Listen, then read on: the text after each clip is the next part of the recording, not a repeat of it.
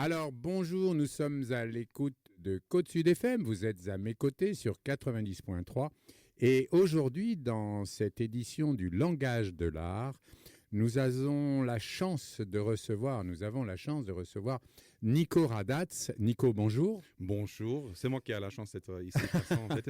Non, alors je vais expliquer à nos auditeurs qui est Nico Radatz. Alors il s'avère que nous suivons d'assez près ce qui se passe dans ce merveilleux lieu à la Benne qui s'appelle le Parc, qui est un lieu d'expression artistique en peinture, sculpture, vidéo même, puisqu'il y a une salle de vidéo. Et ils ont une programmation, annuelle, qui fait qu'ils donnent la chance à beaucoup d'artistes de venir présenter leur travail. Et ce sont en plus des expositions qui durent plusieurs semaines, ce qui fait que la visibilité est bonne.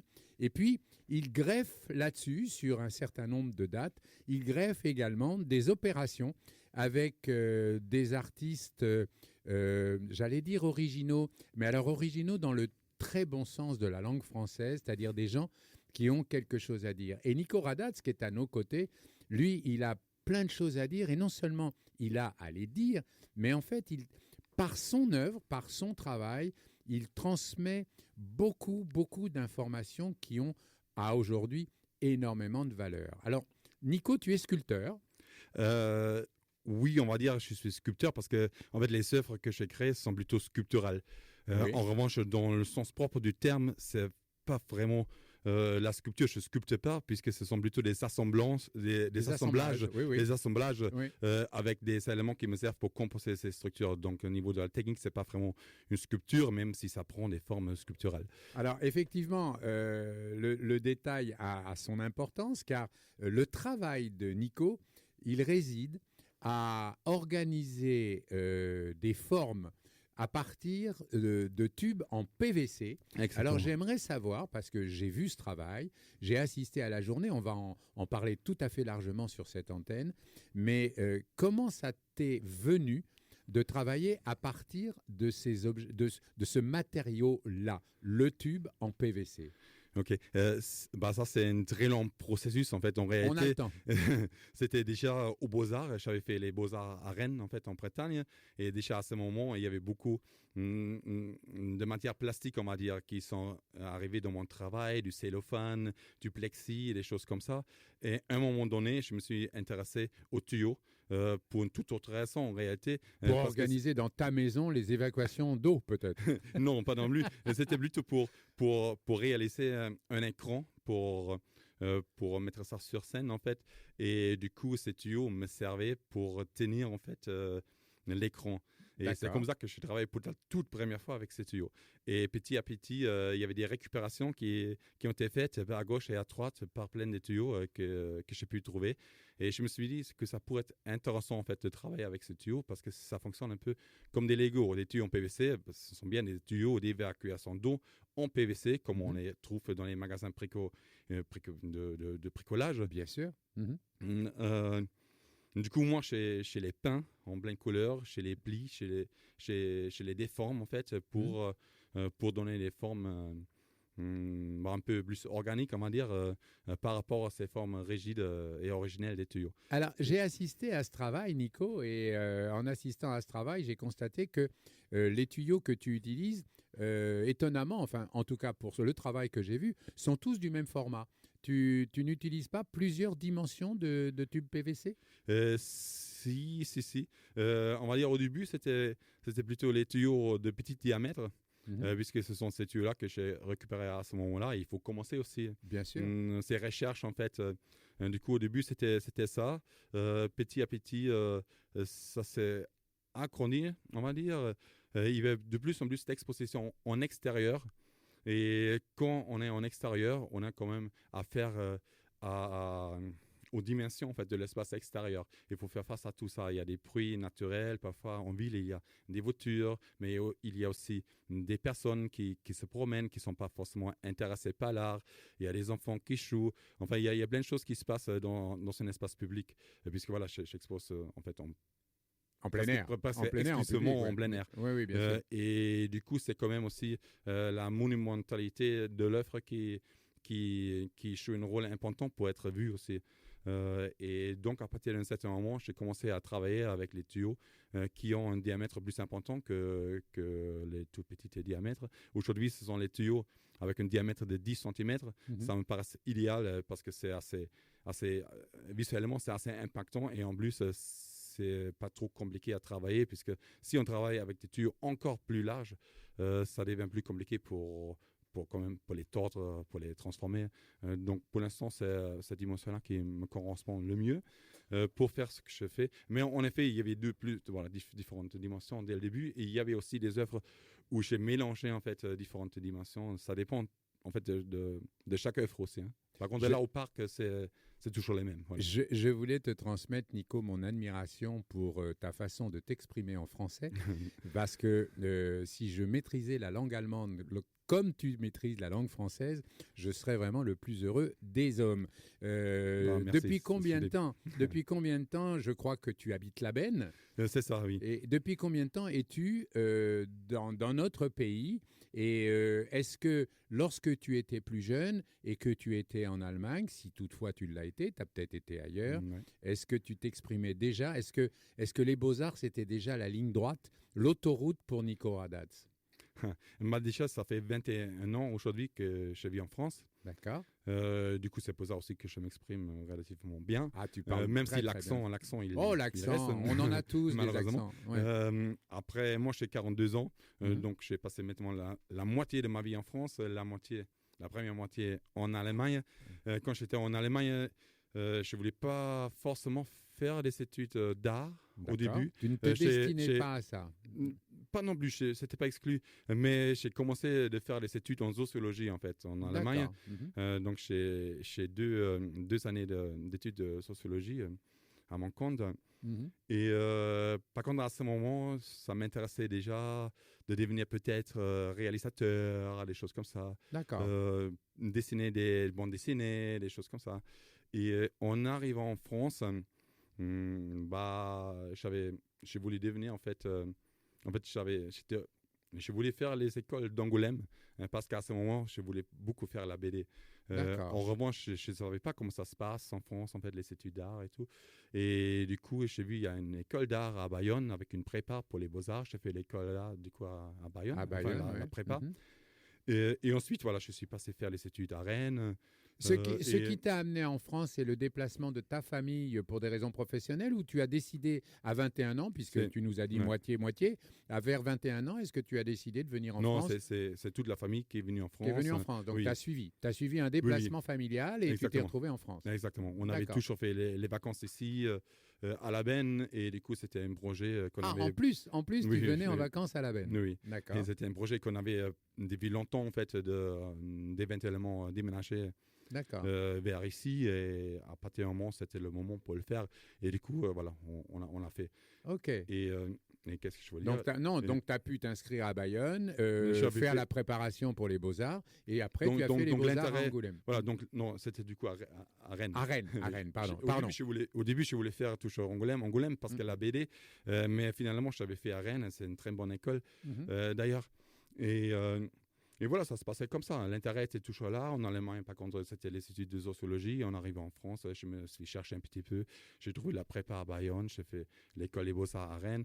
Par contre, je suis diplômé des écoles des Beaux-Arts à Rennes. Mais en même temps, je suis aussi metteur en scène et scénographe de formation. Parce que suite aux Beaux-Arts, j'avais fait un master professionnel à Bordeaux. Quel homme orchestre! Mais j'ai eu cette chance de rencontrer un homme orchestre dans le domaine de l'art. Ça, c'est fabuleux. C'est fabuleux pour une émission comme la nôtre.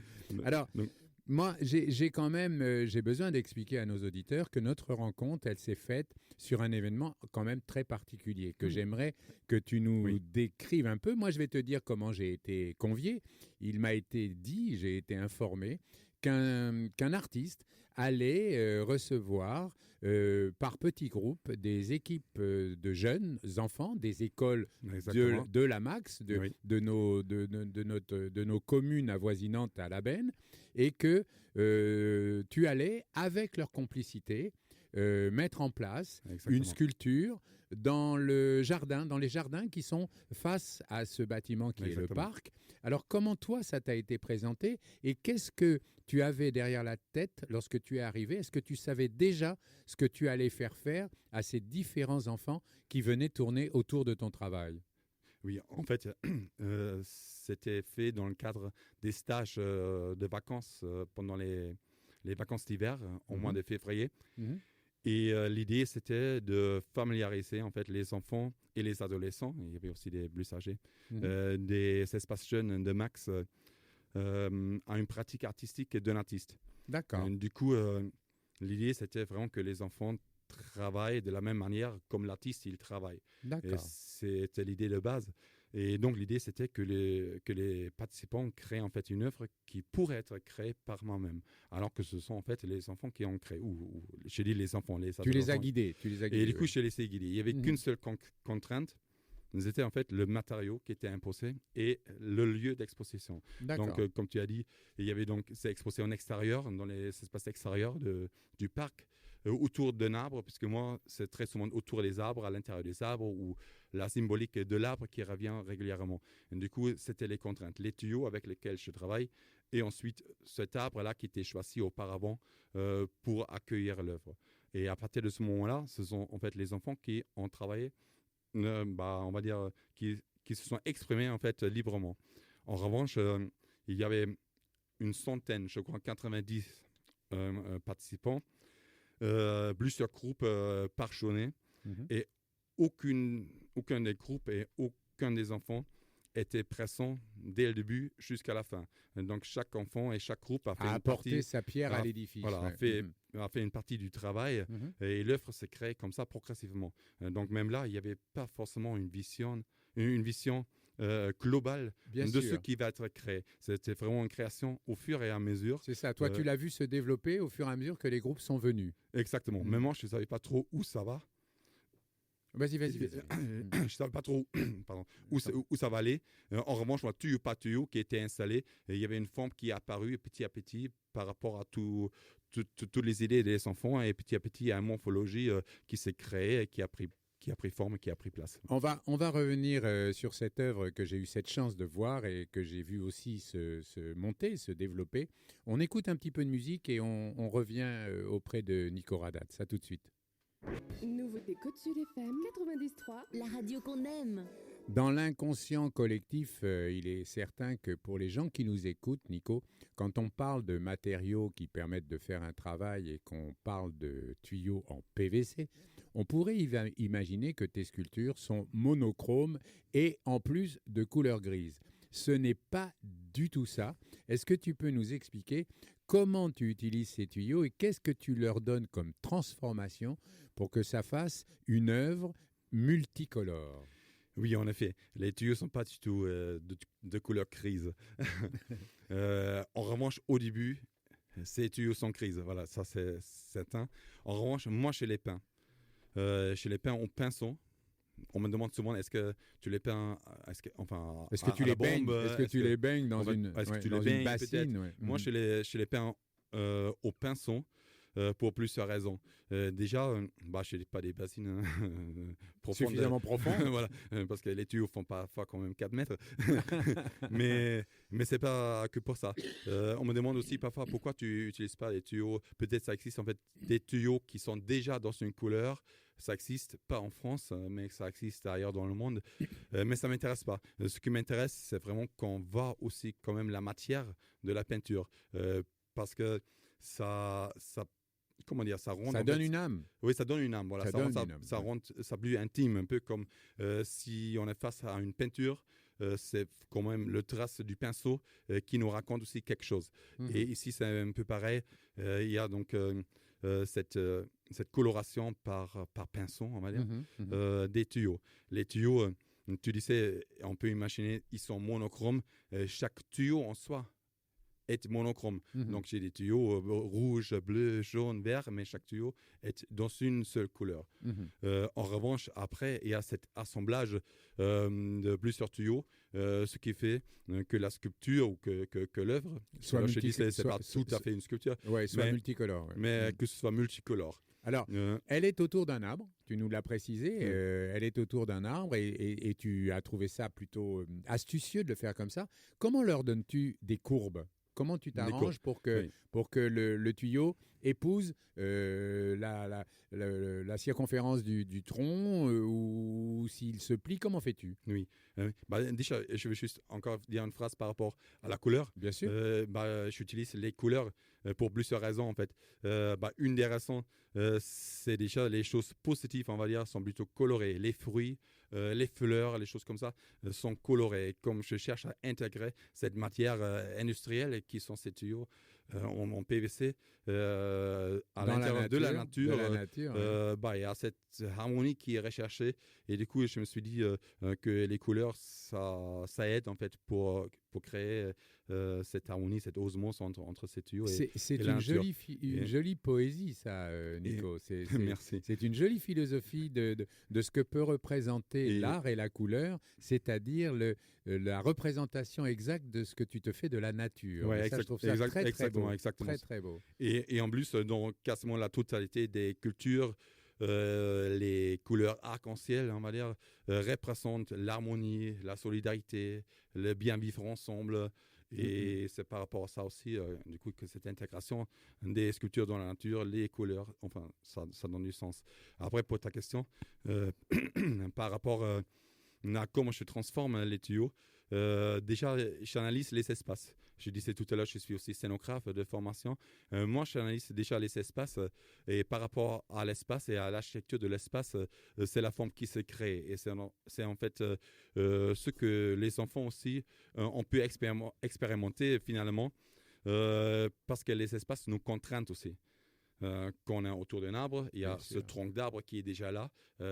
Donc, quelque part, on fait avec. Du coup, ça, c'est une chose. Donc, l'œuvre est toujours conditionnée par rapport à son espace qui l'accueille. Et ici, donc, l'arbre. Et du coup, pour donc, transformer ces tuyaux qui sont rigides, ce PVC est rigide, il faut les chauffer. Donc, moi, je travaille avec une machine qui s'appelle un décapeur thermique. Pour ceux qui ne connaissent pas, c'est un peu comme un sèche-cheveux, mais qui chauffe à 300 degrés à peu près. Donc, du coup, je chauffe en fait ces tuyaux. Une fois assez chaudes, on peut les plier. Souvent, on l'utilise pour décaper la peinture ou du papier peint ou des trucs dans le... c'est plutôt pour ça qu'on vend ces machines. Bien sûr. Après, moi, j'utilise cette machine pour déformer mes tuyaux. En revanche, il faut bien porter un masque parce que voilà, quand on chauffe le plastique, voilà. Alors, quand tu démarres une œuvre, on va parler de ce qui s'est passé à la Benne en cette première semaine du mois de mars. Oui. Quand tu arrives avec cette idée en tête, tu es en possession de combien de tuyaux? Est-ce que tu sais, puisque tu ne sais pas où va aller l'œuvre, puisque chaque école qui est venue, chaque groupe d'enfants a apporté sa pierre à l'édifice, est-ce que toi, tu savais à peu près quand même comment tu allais les guider, jusqu'où tu allais t'arrêter, jusqu'à quelle hauteur tu allais monter? Est-ce que tout ça, c'était bien précis dans ta tête? Oui, il y a des choses qui sont précises par rapport aux expériences, on va dire. Moi, je sais aujourd'hui combien de tuyaux il me faut pour créer une œuvre d'un certain volume. D'accord. Donc ça, j'ai quand même en tête. Et du coup, par rapport à ça, comment dire, je sais aussi combien de temps ça prend pour travailler un tuyau. Et par rapport à ça, moi, je fais mes calculs pour amener assez de tuyaux pour qu'on puisse faire quelque chose d'une dimension assez importante. Combien de temps es-tu resté à travailler sur cette œuvre avec les enfants? Combien de temps ça a duré? Il y avait une phase de préparation qui était faite de moi tout seul. C'était la coloration. Avec les enfants, on n'a pas coloré les tuyaux parce qu'on estimait que c'est beaucoup plus intéressant que les enfants travaillent vraiment sur le volume. Sur le volume, sur la partie sculpturale, on va dire. Là où la forme prend forme. Voilà. Oui, malheureusement, on n'a pas plein de mots non plus dans la langue française. Du coup, il y avait déjà donc une partie préparatoire où moi, j'ai coloré les tuyaux. Et ensuite, avec les enfants, c'était pendant 3 jours. 3 jours, pendant tu 3 les as eu autour de voilà, toi. Quand on travaillait avec les enfants, du matin jusqu'au soir, les différents groupes, par démissionner. Tu te souviens, sans que ce soit un piège, tu te souviens des écoles qui ont eu la chance de profiter de ton travail? Il y avait sûrement l'Aben, il devait y avoir Orcs, je suppose. Je sais, Tu sais pas. Non, Les maîtresses ne t'ont pas dit de quelles écoles elles arrivaient. Si, je savais. À peu près. Mais bon. Les écoles, mais là, je laissais pas en tête. Bon, c'est pas très grave. Je savais quelle école participe, mais par contre, là, je laissais pas en tête. Alors, en revanche, c'était pas des écoles. C'était pas des écoles d'ailleurs, c'était les espaces jeunes. Ah oui, c'est ça, les centres de vacances qui reçoivent les jeunes. Les espaces jeunes de l'intercommunauté Max. Et je crois que c'était tous en fait. Oui, je crois il y avait aussi de Souston. En fait, il y en avait de partout. De directement ici, à côté de la Benne, il y avait aussi de Souston, je crois. Et voilà. Alors, lors de la première journée, j'ai assisté à ce qu'on pourrait appeler un briefing. Que tu as fait dans une grande salle où les enfants étaient assis autour de toi et où tu as fait circuler un certain nombre de photos des travaux que tu avais déjà réalisés ailleurs. Et je témoigne parce que voilà, c'est ça l'avantage d'être présent dans ce genre d'événement.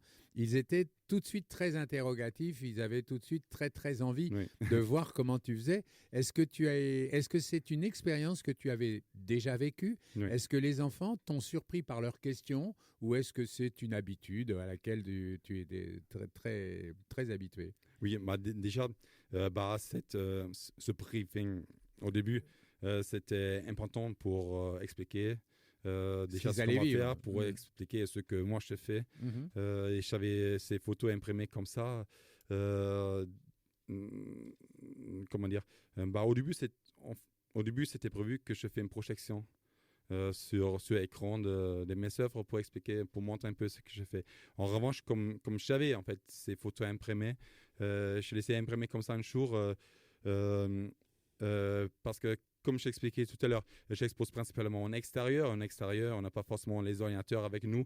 Et du coup, c'est plus pratique d'avoir des photos imprimées pour montrer quand même ce qu'on a fait. S'il y a de la médiation autour de l'œuvre qui se passe dans un espace sans électricité et en pleine nature. Du coup, voilà, j'ai ces photos et je me suis dit c'est plus intéressant parce qu'il y a aussi le toucher. Quand on prend une photo dans les mains, on touche aussi. Et il y a un autre rapport qui se crée à partir de ce moment-là, déjà par rapport à la photo.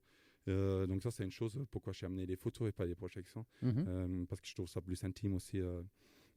Voilà.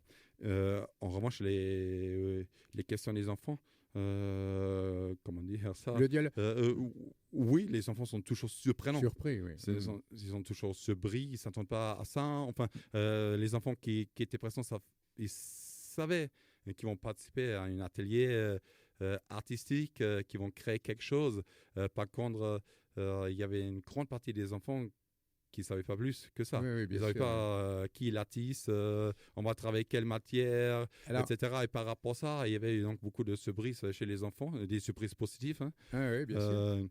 Et des questions. Ce qui est très sympa, c'est que d'entrée de jeu, quand tu fais leur connaissance, tu les mets face à la responsabilité de cette œuvre, de ce travail à faire, parce qu'ils t'accompagnent pour amener les tuyaux. Tu leur dis, allez me chercher tel tuyau, telle couleur ou telle couleur.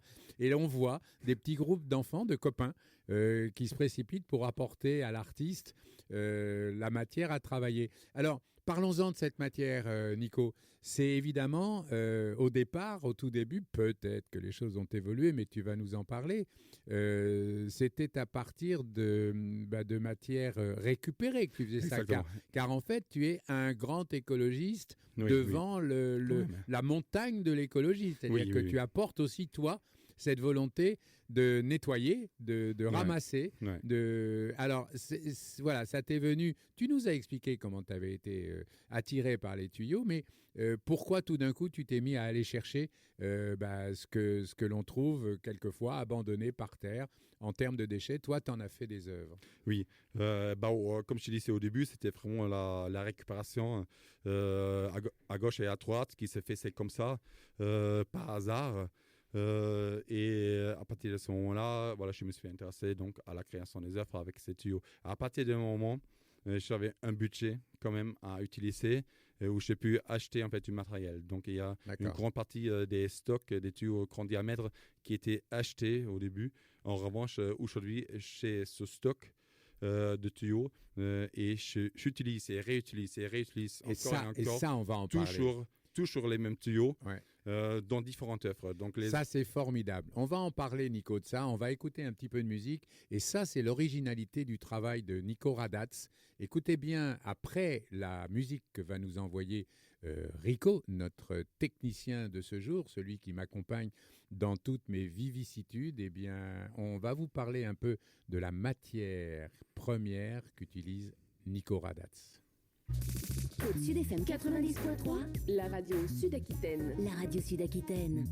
À la benne, j'écoute Côte Sud FM 90.3. Ah ça, merci Eric, c'était pour faire honneur aux études de Nico, effectivement, des études de metteur en scène, de réalisateur, Nogaro avec du cinéma, c'était fort à propos. Alors on a quitté Nico Radatz avant cet intermède musical parce qu'il était en train de nous expliquer qu'il réutilisait justement par notion de respect de la nature, au lieu de développer et utiliser, il lui arrive de récupérer des éléments d'une œuvre pour en construire une autre. Et moi, je m'en suis rendu compte parce que il a expliqué pendant que les enfants étaient près de lui et lui apportaient des tuyaux de différentes couleurs tels qu'il leur avait demandé. Eh bien, il y en avait qui étaient troués, des tuyaux. Et il a bien fallu que les enfants posent la question en disant « Mais monsieur, pourquoi celui-là, il est abîmé? Pourquoi il a un trou et tout ça ?» Et Nico leur a répondu simplement la vraie raison. Quelle est la vraie raison, Nico? Oui, en effet. Moi, je réutilise les tuyaux qui ont été déjà utilisés dans les œuvres anciennes, en fait. Du coup, par rapport aux assemblages qui ont été faits, il y a déjà des plis qui existent, il y a déjà des trous qui existent parce qu'il y avait une vis ou une tige qui a traversé, en fait, ce tuyau-là pour bien le fixer. Ouais. Et du coup, c'est pour cette raison qu'il y a parfois des trous qui aujourd'hui ne servent pas à grand chose, qui Pas sont sur la bien, nouvelle œuvre, qui en sont, tout cas. voilà, pas pour la nouvelle. Oui, en effet, parfois ça m'arrive aussi de réutiliser ces trous quand ça tombe bien. Mais voilà, parce que je réutilise donc ces tuyaux, voilà, qu'il y a parfois des trous qui ne donnent pas trop de sens, mais c'est parce qu'en fait ces tuyaux ont déjà une vie. La plupart des tuyaux, même si parfois il y a aussi des nouveaux tuyaux qui arrivent, parce que ce processus de recyclage, ces cycles de recyclage ne sont pas éternels non plus, mais voilà, il y a une vie derrière. Il y a une vie derrière et la grande majorité des tuyaux qui sont utilisés ont été déjà dans 1, 2, 3, 4 autres œuvres précédentes, en fait. Alors, c'est étonnant parce que tu es un créateur, tu as une multitude d'idées pour réaliser des œuvres. Par contre, tu as conscience, et de par toi-même, tu as conscience que tes œuvres sont à la limite éphémères. Alors, j'ai envie de te demander, depuis le temps que tu fais ce travail, que tu t'exprimes de cette façon artistique, est-ce que quelque part, on peut voir encore une œuvre de Nico Radatz parce qu'on apprécie son travail, ou est-ce que systématiquement, on sait que si on l'a raté, si on n'a pas été le voir, eh bien, elle y sera plus, il l'aura dévissé et il en aura fait une autre. Est-ce qu'il y a des traces de Nico Radatz en France ou ailleurs? Oui. En principe, la plupart des œuvres sont quand même éphémères, même si elles restent parfois pendant une très longue période. Si je ne me trompe pas, il y a toujours une œuvre qui est visible à l'intérieur de l'école primaire de Pissos, ici dans les Landes. Si les gens de Pissos nous écoutent, ils peuvent nous confirmer à Côte-Sud FM. C'est dans le nord des Landes. Du département, oui. Et cette œuvre-là a été créée en 2017, je crois, en 2018, je ne sais plus exactement, lors de la résidence Création Cours qui était initiée par le ministère de la Culture et le ministère de l'Éducation. Et ça a toujours lieu, chaque année. Il y a toujours un artiste qui est invité par département, je crois, qui intervient dans les écoles éloignées de l'offre culturelle. Et du coup, dans les 2018-2017, moi, j'ai participé à cette résidence-là et on a créé, pareil, comme ici au parc, avec les enfants, une œuvre collective qui est restée sur à l'intérieur place. de l'école. Ouais. Je suis plus retourné à l'école. Je ne sais pas s'il y avait des changements, mais en principe, l'œuvre est toujours présente. Enfin, c'était organisé comme ça. Comme ça. Après, il y a d'autres œuvres qui ont disparu maintenant, mais qui sont restées pendant très longtemps. Il y avait une œuvre au Vivre de l'Art à Bordeaux. C'est un espace culturel à côté de la Cité du Vin à Bordeaux. Il y avait une œuvre qui était sur place pendant 3 années, de 2019 à 2022, une sorte de boule tubulaire à l'intérieur d'un arbre. Et il y avait aussi la façade extérieure du centre culturel 59 Rivoli à Paris, Oui. qui a été en place pendant 3 années, les mêmes dates de 2019 à 2022. Mhm. Donc il y a quand même des œuvres qui sont restées pour une longue période. Mais en principe, elles sont éphémères. Et peut-être c'est intéressant aussi, parce que je disais tout à l'heure que je suis aussi du coup metteur en scène Scénographe. et scénographe de formation. Mhm. Il y a des artistes qui travaillent différentes matières. Mhm. Moi, c'est que les tuyaux. Mhm. Et du coup, je suis confronté à une exploitabilité ou à un champ des possibles, on va dire, qui était aussi contrainte parce qu'il y a toujours la même matière, en fait. Oui, tu veux dire, en même temps, tu veux dire que c'est difficile de faire une exposition dans une galerie où il n'y aurait que une dizaine d'œuvres à partir de tuyaux. Euh, Mais- moi, je n'exclus pas d'exposer aussi à l'intérieur, Mhm. même si c'est rare que ça se fait. Que ça se fasse. En revanche, ce qui est vrai, parfois il y a des expositions où il y a des nouvelles œuvres qui sont exposées et les anciennes œuvres qui sont exposées. Moi, D'accord. je n'ai pas d'anciennes œuvres Et non. à exposer parce que tout se désinstalle D'accord. et s'installe à nouveau dans une autre forme. Personne ne connaîtra les différentes périodes de création de Nico Radatz. Une fois qu'il a créé, il Ça- passe à autre chose et ce qu'il a créé n'existe plus. Ça n'existe que en photo. Voilà. Donc, je ne peux pas amener une œuvre existante. Bien sûr. Ça, c'est une chose. Et intéressant, Est-ce moi, que quelque part ça te frustre ou est-ce que c'est un système mental non, je pense auquel tu t'es habitué Ouais, et, je que pense tu, que c'est un- et que tu aimes bien? Je pense à un système mental. Ouais. Du coup, je pense même que, comment dire ça, c'est c'est comme s'il y avait une. Vous savez, c'est pour ça que je disais, je suis aussi metteur en scène et scénographe, donc des études de scène. Un acteur de scène, il joue toujours pas joue toujours la même pièce, mais quand il est en tournée, c'est toujours la même pièce, mais sur différentes scènes, dans différents lieux, et par rapport à la scène, par rapport au public, il se Il réadapte se réadapte. et il Ouais. interprète peut-être différemment. Bien sûr. Et moi, j'ai l'impression que c'est un peu mon cas, en fait, D'accord. que je travaille un peu comme un acteur de scène, c'est-à-dire il y a toujours les mêmes tuyaux, ça c'est la pièce, en Mhm. quelque sorte, Bien sûr. qui est jouée, et par rapport au lieu, il y a C'est cette, le texte. voilà, il y a cette adaptabilité Ouais, ouais. de cette réinterprétation, en fait, de Mhm. cette pièce. Mhm. Et du coup, c'est bien pour ça que c'est donc le lieu qui conditionne aussi la morphologie finale de l'œuvre. Et c'est pour ça aussi qu'il y a réutilisation des tuyaux en quelque sorte. Ouais, ouais, bien C'est sûr. bien sûr parce que l'autorécupération, parce que le recyclage, pour pas produire un déchet inutile. Mhm. Du coup, il y a tout un processus qui s'est mis en place. Et il y a aussi cet aspect-là qui est en fait ces matériaux qui sont réinterprétés, en fait, qui prennent une autre forme parce qu'ils sont présentés dans un autre lieu. Alors Ouais. que ça reste les mêmes tuyaux et voilà. Mais ce qui est assez frustrant, en tout cas pour moi qui suis admiratif de ton travail, je sais qu'à la benne, les tuyaux vont... Enfin, la sculpture, on ne va pas appeler ça les tuyaux. D'ailleurs, est-ce que tu lui as donné un nom à cette sculpture? Chaque œuvre a un titre. Ah oui, chacun y va de chaque son œuvre a imaginaire. quand même son titre. D'accord. Ici à la benne, le titre est l'hybride, le hybride. Oui. L'hybride pour 2 raisons principales. Déjà parce que, comme dans la plupart de mes œuvres, il y a cette hybridation entre la sculpture et entre la nature, l'arbre autour duquel on a travaillé, mais parce qu'il y a aussi cette hybridation entre toutes ces idées, ces énergies des enfants qui ont participé à la création. Mhm. Comme je disais tout à l'heure, il y avait pas de discussion. Enfin, il y avait quand même une petite discussion au début sur ce qu'on va faire. Mais en réalité, c'est chaque enfant qui a plié son tuyau, qui a expérimenté comment ça fonctionne. Et comme ça, progressivement, c'est la morphologie de l'œuvre qui s'est mise en place. Et du coup, il n'y avait pas une décision qui était faite dès le début. Et Voilà. du coup, il y a hybridation aussi par rapport à ça. Alors, ils venaient près de toi avec un tuyau déformé qu'ils avaient déformé de leur côté quand tu leur as expliqué de quelle Ouais. façon on pouvait le faire. Et à partir du moment où tu apercevais l'objet qu'ils t'apportaient, tu le mettais en scène autour de l'arbre dans la sculpture. Tu savais exactement où le placer. Non. Tu as tout de suite eu l'idée. Non, c'est plus vaste. C'est plus compliqué que ça. Ouais. Non. Non, c'est vraiment aussi à partir du moment où on est autour de l'arbre, où on plie encore. D'accord.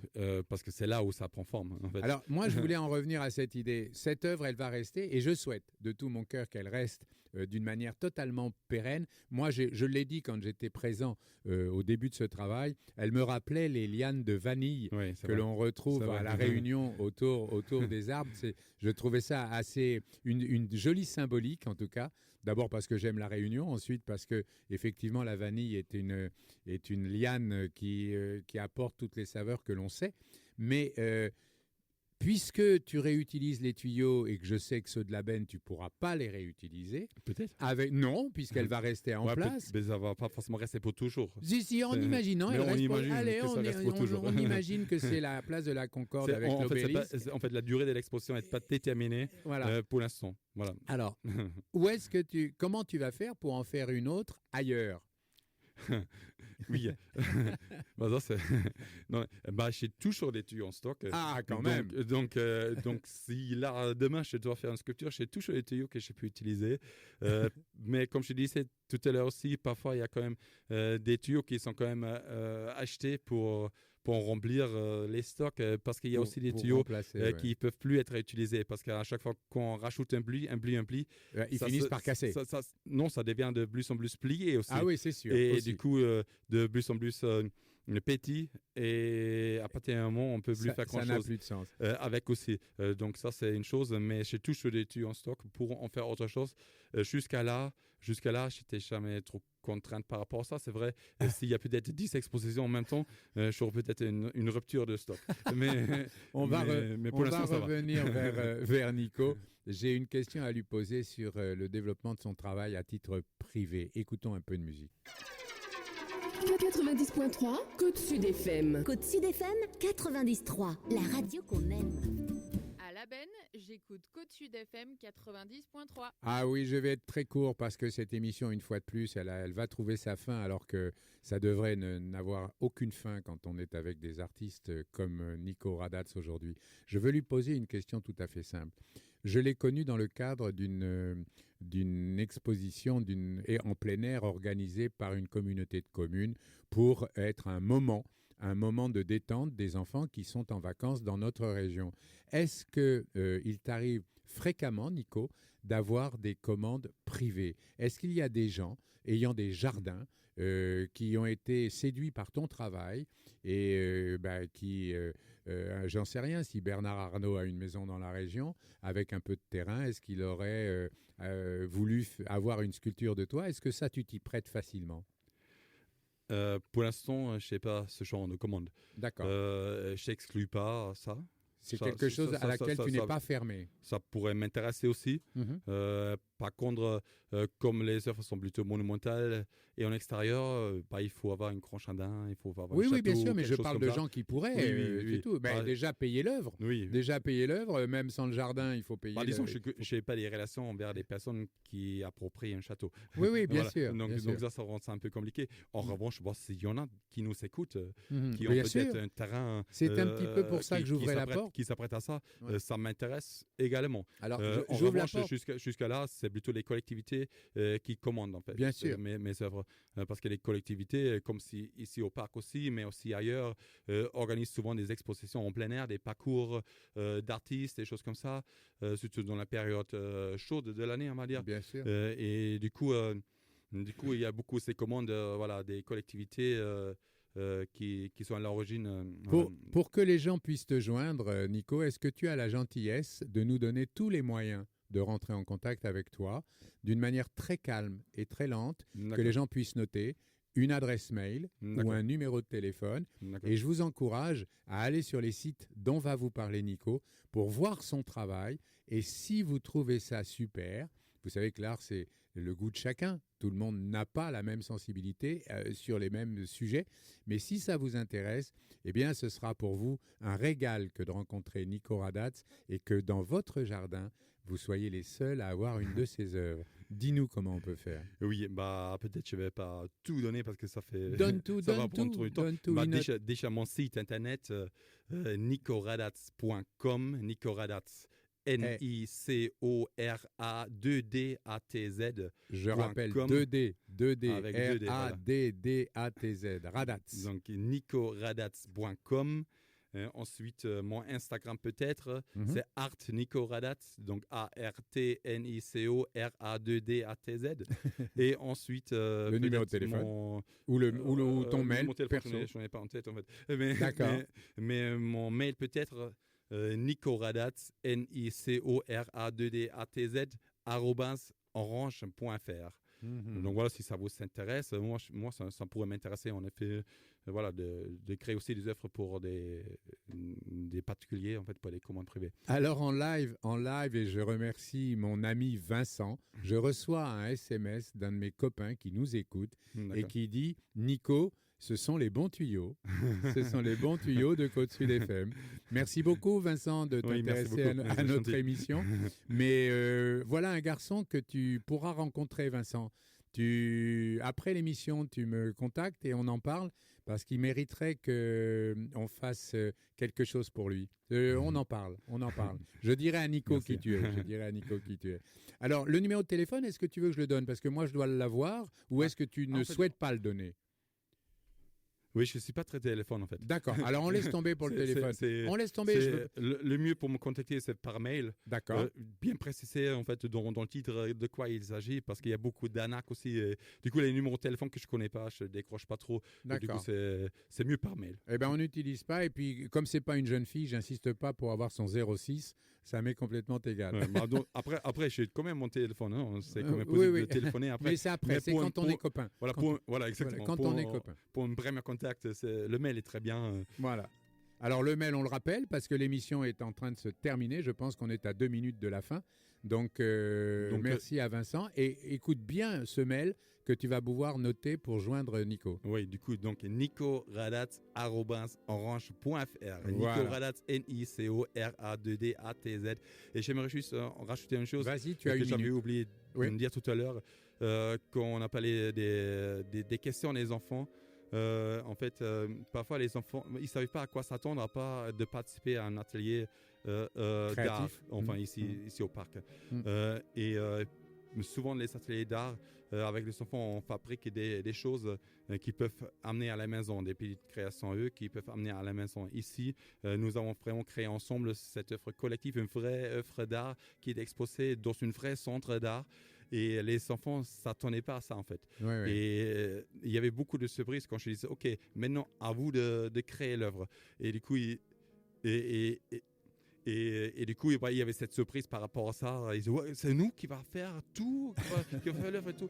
Et je pense que ça, c'était une expérience très, très intéressante aux enfants de vraiment créer une vraie œuvre d'art pour une vraie centre d'art, voilà. Oui, pour quelque chose qui existait vraiment. Merci beaucoup, Nico, de ta présence à l'antenne. Évidemment, tu es le bienvenu. Dès que tu auras besoin de nous parler de toi, tu seras reçu ici. Merci, Eric. À très bientôt. Cette émission ce sera rediffusée vendredi prochain à 11h. C'est le langage de l'art. Et puis maintenant, on va vous souhaiter un super bon week-end. Hein? Oui, c'est le week-end de Pâques. Bon week-end à tout le monde. Merci. Au revoir. Au revoir.